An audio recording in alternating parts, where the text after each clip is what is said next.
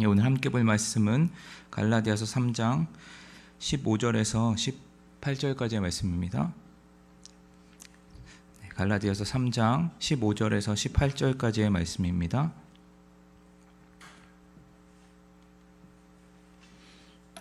제가 읽어드리도록 하겠습니다. 형제들아, 내가 사람의 예대로 말하노니 사람의 언약이라도 정한 후에는 아무도 패하거나 더하거나 하지 못하느니라. 이 약속들은 아브라함과 그 자손에게 말씀하신 것인데 여럿을 가리켜 그 자손들이라 하지 아니하시고 오직 한 사람을 가리켜 내 자손이라 하셨으니 곧 그리스도라.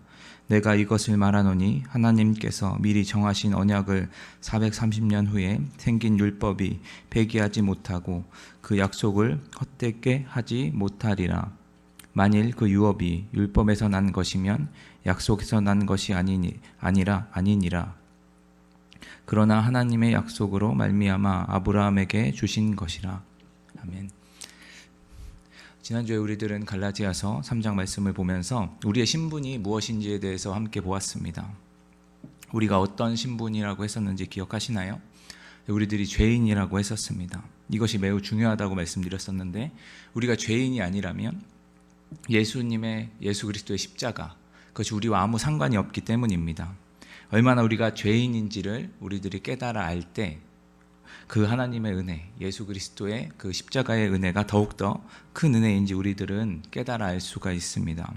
그래서 지난주에 말씀드린 것처럼 하나님께서는 이런 죄인된 신분들을 가진 우리, 그리고 이것을 극복할 수 있는 것으로 예수 그리스도의 십자가, 그것을 유일한 길이라고 알려주셨습니다. 그 예수 그리스도의 십자가를 우리들이 믿고 의지할 때 우리가 구원을 얻을 수 있다는 것, 우리들은 지난주에 보았습니다. 우리는 자신의 모습을 볼 때, 우리의 모습을 볼 때 내가 죄인의 신분을 가지고 있는 사람이라고 보아야 하는 게 맞는데, 오늘 말씀에서는 하나님께서 우리들을 어떻게 바라보고 계신지 그것에 대해서 우리도 좀 보았으면 좋겠습니다. 그리고 이 사실이 우리에게 어떠한 의미가 있는 것인가, 그것을 우리들이 함께 오늘 말씀을 통해서 함께 보고자 합니다. 먼저 15절 말씀을 제가 한번 읽어드리겠습니다. 내가 사람의 예대로 말하노니 사람의 언약을 정한 후에 아무도 패하거나 더하지 못하느니라.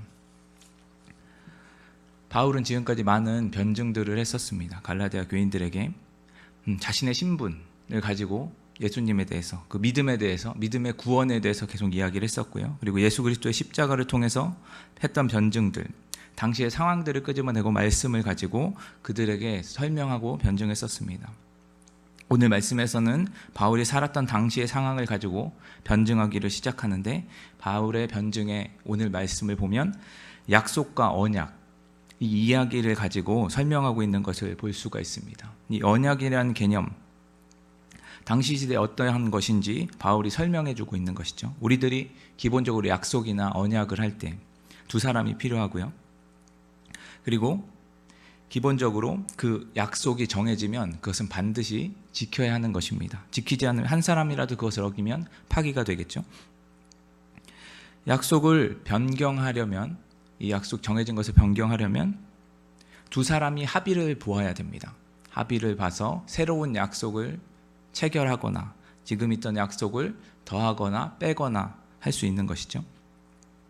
한 사람만 변경하거나 더하거나 뺀다면 그 약속은 유효하지가 않습니다. 그 한 사람한테만 유효하고 다른 사람한테 유효하지 않다면 그 언약은, 그 약속은 효력이 없는 것이죠. 그렇다면 이 약속을 좀 더 살펴보면 오늘 말씀에서 나오는 약속은 유언이라는 이야기를 우리들이 볼 수가 있는데요. 유언이라면 어떤가요? 한 가족의 아버지나 돌아가시게 되면 유언을 남기고 그 유언이 남아있게 되면 그것은 어떻게 되죠? 변경을 할 수가 있나요?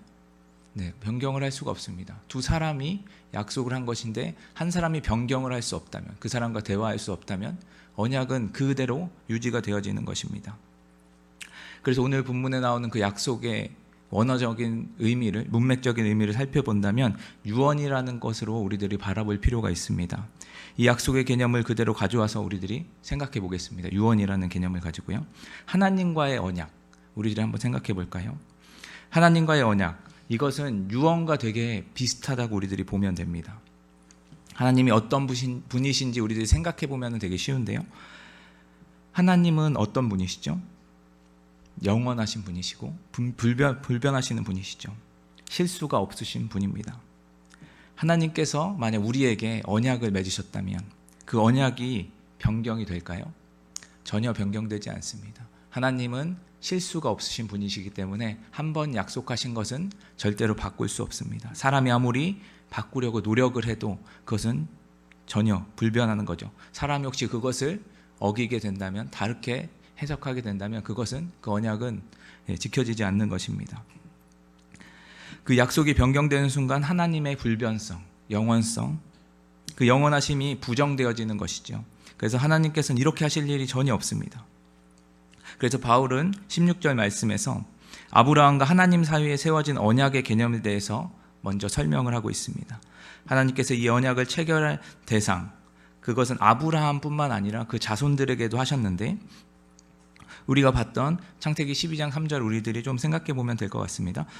하나님께서 아브라함에게 큰 민족을 이루고 모든 족속에게 복의 통로가 될 것을 약속하셨죠. 그래서 자손들에게 이 약속을 이어가게 하셨습니다. 그런데 오늘 말씀을 보면 이 자손이 언약을 체결했는데 그게 복수가 아니라 단수, 한 사람이라고 이야기하고 있습니다. 그분이 예수 그리스도라고 이야기를 하고 있는 것입니다. 그렇다면 우리들은 한 가지 생각해 볼 필요가 있습니다. 아브라함의 후손들 중에 한 사람, 예수 그리스도를 제외하고는 이 약속을 벗어난 것인가? 해당이 안 되는 것인가? 라는 의문이 생길 수 있습니다. 그렇다면 우리는 약속의 개념을 다시 한번 생각해 봐야 됩니다. 하나님께서 세우신 언약, 그게 우리에게 주신 언약, 우리가 지켜야 되는 언약이라면 그것을 우리들이 지키는 것이 가능할까요?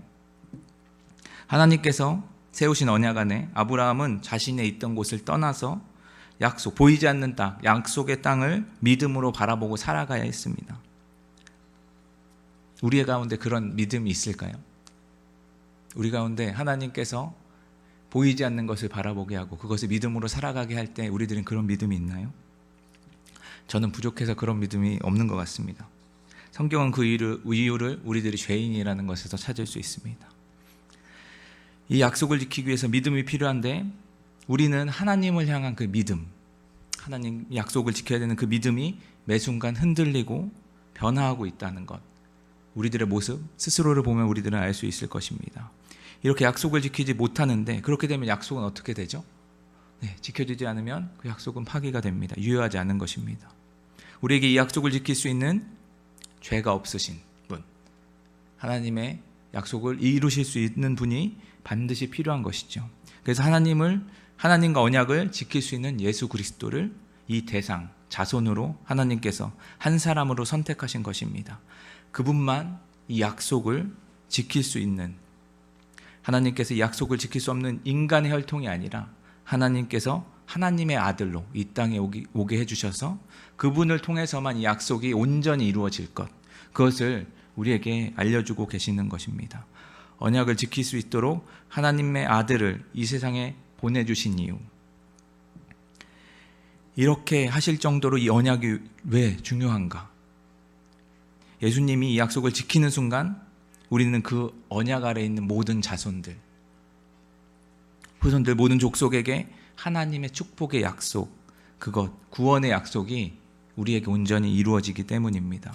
이것이 우리에게 주신 하나님의 축복이죠. 그 약속입니다. 약속이 성취된 것입니다. 불완전한 죄인인 우리가 지키려다가 파기되는 그 언약이 아니라 완전하신 예수님께서 이 땅 가운데 오셔서 하나님과의 언약을 온전히 이루시고 유효한 것이 되게 하셨다라는 것입니다. 그래서 17절 말씀을 보면 이 언약이 모세가 시내산에 올라가서 율법을 받기 430년 전에 일어난 일, 그렇다면 율법은 하나님께서 사람들에게 주신 것이고 하나님께서 영원 불변한 분이시라면 이 율법이라는 것 자체, 이것은 아브라함에게 주었던 하나님과의 언약을 기초로 하고 있다는 것을 우리들은 볼 수가 있는 것입니다. 하나님은 천지를 창조하신 이후에 우리를 향한 사랑과 구원의 계획을 한 번도 바꾸신 적이 없습니다. 하나님께서는 우리에게 동일한 말씀, 그 언약을 기초로 해서 우리에게 계속 동일한 말씀을 해주시고 있는 것이죠. 인간을 향해서 이런 약속을 주셨다면 다른 약속을 주실 수 없는 분이십니다. 그래서 율법은 새로운 이야기가 아니라 그 첫 언약, 아브라함과 했던 그 언약을 바탕으로 세워진 것입니다. 그래서 아브라함의 언약이 이루어지는 순간 이 율법도 자연스럽게 지켜지게 되는 것입니다. 그래서 바울은 이 말씀을 마무리하는 18절에서 이 율법보다 먼저 된 아브라함과의 언약, 그것이 세워졌으므로 언약을 완성하신 분이 예수 그리스도시라면 율법 또한 완전히 이루신 분, 그분 또한 예수 그리스도라고 이야기하고 있는 것입니다. 오늘 말씀을 전체적으로 우리들이 살펴본다면 지난주에 우리가 살펴보았던 우리가 죄인인 신분 때문에 예수 그리스도가 반드시 필요했다라는 것 우리들은 살펴보았습니다. 오늘 말씀은 하나님의 관점에서 우리의 신분을 바라보고 있는 것을 우리들은 볼 수가 있습니다. 왜냐하면 하나님께서 세우신 그 언약, 그 계획 안에서 우리는 예수 그리스도로 말미암아 구원을 받을 것, 그것이 태초부터 정해져 있는 사실이기 때문입니다. 시간이 한계가 없으신 하나님께서 우리에게 이 구원을 작정하시고 예비하셨다면, 이루어 주실 것을 확신하셨다면 그 눈으로 우리들을 하나님께서 바라보고 계시다라는 것.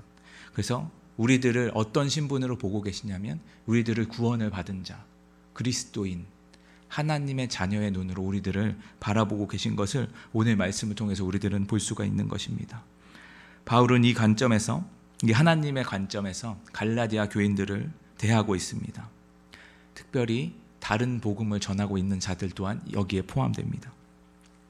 그들은 지금 다른 복음으로 떠나 있고 하나님의 진리 안에서 벗어난 것 같지만 하나님께서 그들을 택하셨다면, 하나님께서 그들을 구원하기로 작정하시고 하나님의 자녀로 삼으셨다면 하나님께서는 그들에게 구원을 베풀어 주실 거고 마지막에 이르러서는 하나님의 나라에 함께 있을 하나님의 자녀들로 살아가게 이들을 대하고 계시다라는 것입니다. 그래서 바울은 이 눈으로 그들에게 권면하고 충고하고 돌아오라고 그들에게 이야기하고 있는 것입니다. 우리는 각자 죄인인 것 깨달아야 합니다. 우리는 예수 그리스도가 필요하다라는 것, 그것을 통해서 우리들은 알 수가 있죠. 구원의 언약을 주시고 그 언약을 이루신 분, 그분이 예수 그리스도시기에 우리는 예수 그리스도 외에는 다른 것에 소망을 둘 수가 없습니다. 하나님의 은혜와 사랑으로 구원을 받게 하시고 우리에게 그리스도인의 신분을 주신 것이죠. 우리들은 이 중심, 우리가 죄인인 것, 우리가 우리를 바라볼 때는 우리들이 죄인이라는 것, 그것을 생각해야 합니다. 그리고 또한 하나님께서 우리들을 어떻게 바라보고 계시는가도 생각해야 합니다. 우리들의 죄인이 되었을 때 소망이 되는 것이 예수 그리스도, 그 십자가라면 우리들이 그리스도인으로 하나님께서 우리를 바라보고 있는 것, 그것 또한 예수 그리스도의 십자가입니다. 그래서 이 모든 사건의 중심에 예수 그리스도 십자가, 그것이 있다라는 것은 우리들은 항상 기억해야 합니다. 그래서 우리들의 모습을 바라볼 때 죄인으로 바라보기도 하지만 그 안에 예수 그리스도의 십자가가 있다라는 것, 우리들은 반드시 기억해야 합니다. 그래서 하나님께서는 우리들의 어떠함에 상관없이 하나님이 택하신 백성인 그 그리스도인, 그들을 의인 삼으시기로 작정하시고 그것을 우리들은 믿음으로 받아들여야 합니다. 그래서 우리들이 이 세상을 살아갈 때 다른 것이 아니라 하나님의 눈으로 이 모든 사람들, 우리가 맞이하는 모든 사람들을 바라볼 필요가 있습니다. 제가 청년부를 담당하고 있는데요. 청년부의 인원이 한 10명 정도 됩니다. 네, 청년부는 교회에서 매우 중요한 구실을 합니다. 중요한 위치를 차지하는데, 왜냐하면 청년들이 없으면 교회가 잘 돌아가지 않습니다. 청년들을 보면 모든 봉사의 부서에서, 성가대에서, 교육부서에서 다 섬기고 있는 것들을 여러분들의 교회, 우리들의 교회를 보면 우리들은 알 수가 있습니다. 청년들을 맡았을 때 기대감이 컸습니다. 사명감도 컸고요. 이 청년부가 일어나야 교회가 일어난다라는 마음을 가지고 열심히 사역을 했습니다. 근데 조금씩 떠나가기도 하고, 이 청년들이 일어나는 모습이 보이지 않는 것입니다. 힘은 더 빠져가고 있고, 또 이 덮친 격으로 코로나가 갑자기 와서 모임조차 할 수 없는 이런 상황 속에 제가 놓이게 되었습니다. 근데 너무 좌절되고 낭망이 되더라고요. 청년들이 조금 더 깨어 있더라면 이런 상황 속에서도 교회에 나와서 봉사하고, 지금도 너무 잘하고 있습니다. 못하고 있는 거 아니고요. 네, 되게 잘하고 있습니다. 네, 좀 더 깨어 있더라면, 하나님의 음성에 귀 기울이고 있더라면 좀 더 잘할 수 있지 않았을까? 같이 함께 동역하면 너무 좋지 않을까? 이렇게 그들을 바라보고 안타까운 마음이 너무나도 많았습니다. 그런데 갈라디아서를 계속 제가 말씀을 전하면서 계속 보면 볼수록 주님께서 저에게 주시는 마음이 하나가 있었습니다. 청년부는 긁지 않은 복권과 같다. 어떤 의미냐면, 이들이 하나님을 만난다면, 하나님의 사랑을 경험한다면 변화될 수 있다. 그 말씀을 제 안에 죄송합니다. 하나님이 주셨을 때 기대감과 사명감이 다시 불타오르기 시작했습니다.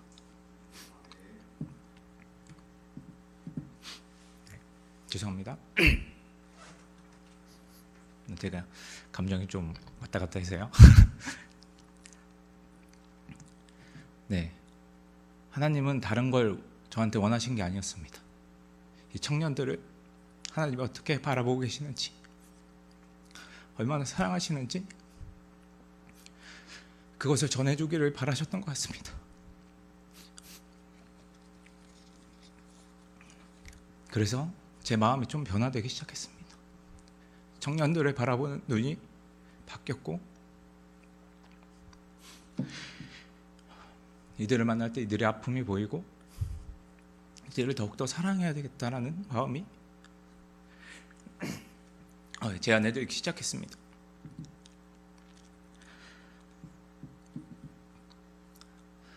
사랑하는 여러분, 우리들은 이 눈으로 이 세상을 바라보아야 합니다. 우리 교회를 바라보아야 하고요, 가정을 바라보아야 하고, 이 나라를 바라보아야 합니다. 우리들의 눈으로 바라볼 때 교회가 힘이 없는 것 같고, 가정에 문제가 있는 것 같고, 이 나라는 소망이 없는 것 같을지라도